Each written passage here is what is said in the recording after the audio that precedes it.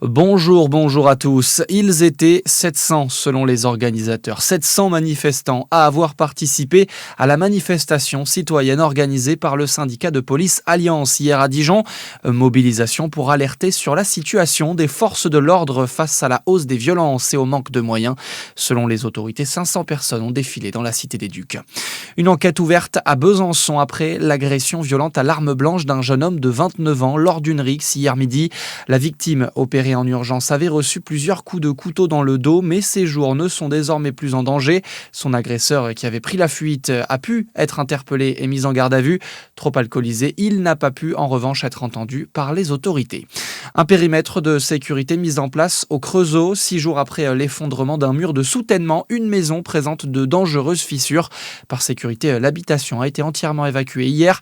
Les 2 adultes et l'enfant qui habitaient sur place ont été relogés.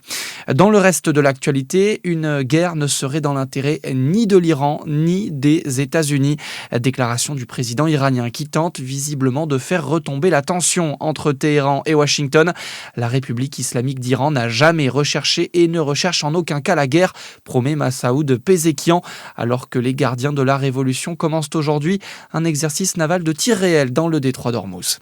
Un nouveau mois débute aujourd'hui. On a donc droit à quelques changements. À noter notamment que le prix de l'abonnement de tous les contrats de fourniture d'électricité baisse. Légère baisse également sur les factures des particuliers et professionnels équipés au gaz. Mauvaise nouvelle en revanche, les taux du livret A ou encore du livret jeune baissent légèrement.